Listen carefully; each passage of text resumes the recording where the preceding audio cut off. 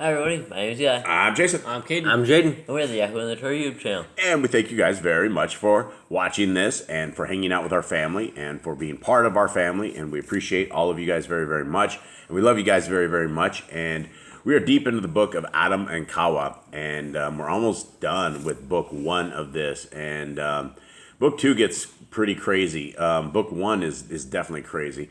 What do you guys think of this so far? I mean, it's a good book. It doesn't too much contradict the Bible at all. He does it all. We learn about our forefathers and foremothers, and it's about keeping the laws. Yeah, it's real interesting too. It's real interesting timing because I had a buddy. It's not a buddy, but a guy that I write in prison because of the bad actions of the Yah Scriptures. Now I have a prison ministry, and it's not even a prison ministry. It's just that I'm writing all these guys in prison.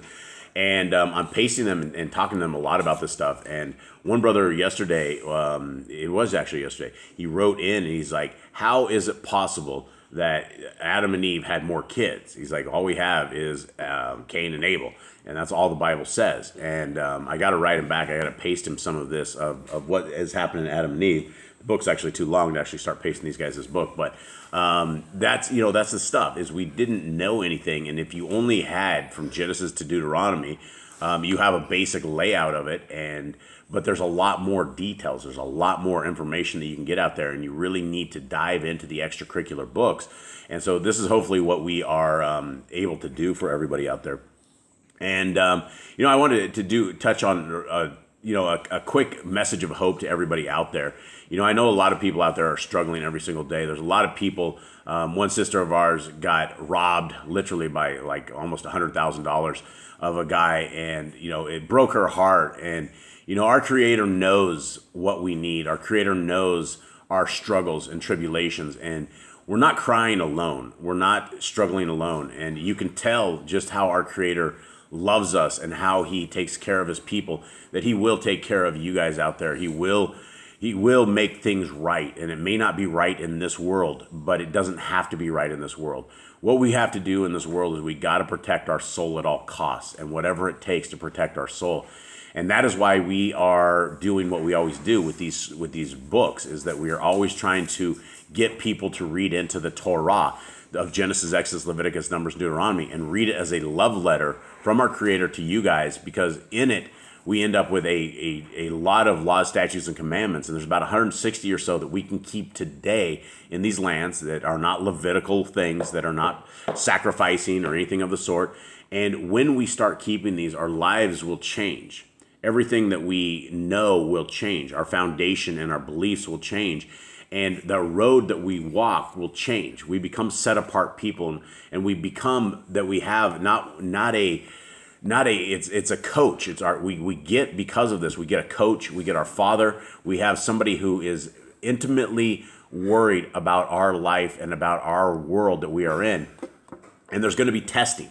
There's always going to be testing. And sometimes the testing doesn't feel good. Sometimes the testing makes you want to throw up. Sometimes the testing is what you think is more than you are able to handle. But rest assured that our Creator knows your struggles, knows your tribulations, knows what's going on, and he will right these wrongs. And if not in this world, in the world to come. And so we need to have patience, and we need to have faith, and we need to stay in prayer to him in all things and all times, so that we are able to keep this line of communication open. But he knows how many hairs you have on your head. He knows all of your struggles, everything that's going on. And so just understand that our Creator is walking with us, and he will never leave us nor forsake us. And so hopefully that is a message that, some of you guys can use out there, and you guys will be able to bring into your lives and understand and know that regardless of how thunderous and how much lightning is all around us, that we have hope. All right, let us begin. Chapter 75 of Aḍam and Ḥawwah. Okay, and yesterday we had twins. Twins were born. Twins? What do you guys think? More twins. More twins. Yeah, okay. Kids are being born. Yeah, well, I mean, these guys are twins, so a lot of people do not know, but the oldest we have here are twins. But twins were born to Aḍam and Ḥawwah, and it wasn't Cain and Abel. It was Cain and Luliwa, and this is the first set of twins. Here we go. Then Aḍam prepared an offering, and he and Ḥawwah offered it up for their children, and brought it to the altar they had built at first. And Aḍam offered up the offering and besought Elohim to accept his offering. Then Elohim accepted Aḍam's offering and sent a light from the Shamayim that shone upon the offering. And Aḍam and the son drew near to the offering, but Ḥawwah and the daughter did not approach unto it. Then Aḍam came down from upon the altar, and they were joyful. And Aḍam and Ḥawwah waited until the daughter was 80 days old. Then Aḍam prepared an offering and took it to Ḥawwah and to the children. And they went to the altar, where Aḍam offered it up, as he was wont, asking Yahuwah to accept his offering. Why does it say he was wont? Because they tried to they tried to emulate the king or something in this. There's another version of this which we're going to actually include in our scriptures when we actually release the scriptures, and it's a lot better. The whole Old English with the king is extremely hard. As he was wont, as he, I guess it's saying, as he wasn't or something. I offered it up as he was wont. I don't know.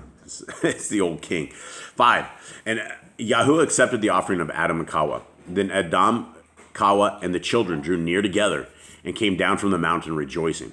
It's weird here. We've been, at this reading for, it seems like a couple of months now. I don't know how long it's been, but it's always been Aḍam and Ḥawwah. And now we got the kids. And so it's crazy hearing about the kids on this.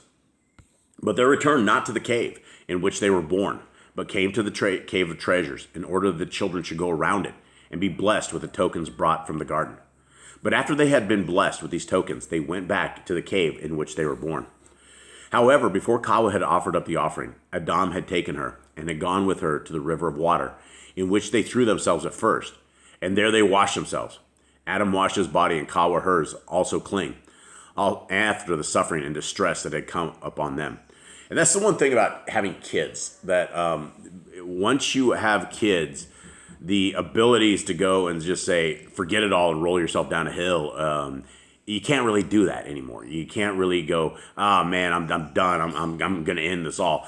You got kids. You have a responsibility. And as much as, kids are crazy in any family, they are a blessing from our Creator, and they are a joy. And they change your world. They completely change everything about it. And, it's hard to explain to the kids what life before kids was like. But there was a freedom before kids, but there's also a freedom after kids. You have to grow up. You absolutely have to become those people that are, you're protecting something far more important than your own skin. And so, as far as the days of Aḍam jumping in the pool and rolling himself down the hill, he's not going to be able to do that with baby Cain and baby Luliwa. Okay, what verse was I on here before I went off on that, Kate? I think 10. Or children born. Okay, so did Aḍam and Ḥawwah until the children had done sucking. Then, when they were weaned, Aḍam made an offering for the souls of his children, other than the 3 times he made an offering for them every week. When the days of nursing the children were ended, Ḥawwah again conceived. And when her days were accomplished, she brought forth another son and daughter. They named the son Hebel and the daughter Achiliah. Then at the end of 40 days, Aḍam made an offering for the son. And at the end of 80 days, he made another offering for the daughter. And he did by them as he had done before Cain and his sister Luluwa. He brought them to the cave of treasures, where they received a blessing, and then returned to the cave where they were born. After the birth of these, Ḥawwah ceased from childbearing. All right, so there we have 4 kids now. They have a pile of kids. I wouldn't say a pile of kids, but they got a lot. 4 is a big amount, I think. 1's a big amount. If you're a new parent, 1's a big amount. All right, here we go. This is the last chapter we will do here. And the children began to wax stronger and to grow in stature. But Cain was hard-hearted and ruled over his younger brother. And oftentimes when his father made an offering, he would remain behind and not go up with them to offer up. But as to Hebel, he had a meek heart and was obedient to his father and mother, whom he often moved to make an offering, because he loved it and prayed and fasted much.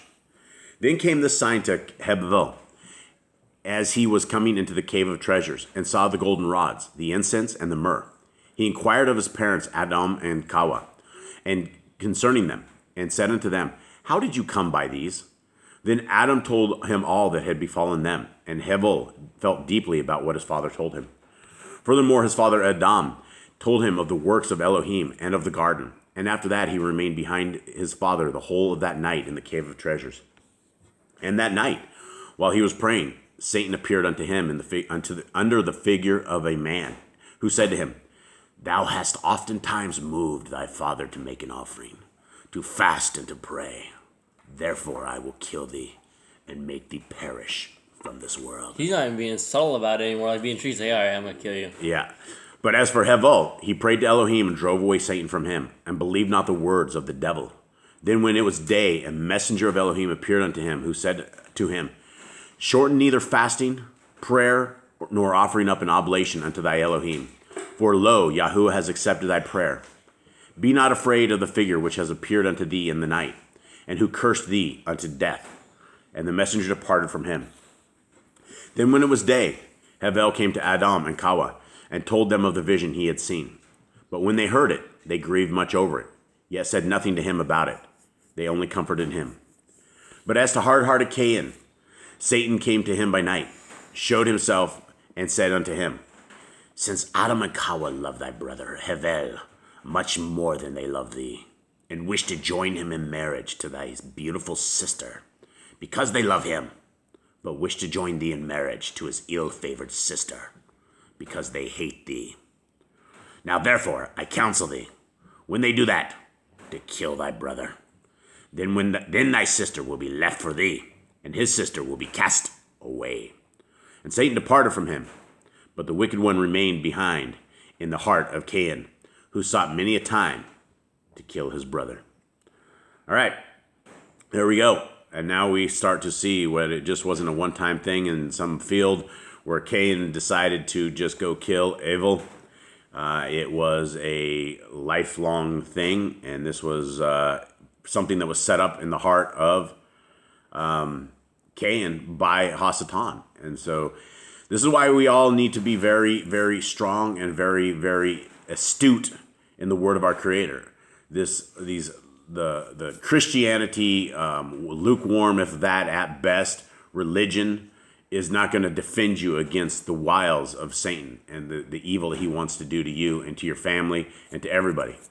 And so, guys, as you guys are listening to these, we hope that at least a couple of you guys will come out of the modern day religion and start coming into the seeking our Creator where he's able to be found, in the scriptures where he's able to be found, and that you have the faith of Messiah Yahushua. And so, guys, with that, I hope you guys have a wonderful day. We're out. All right, shalom.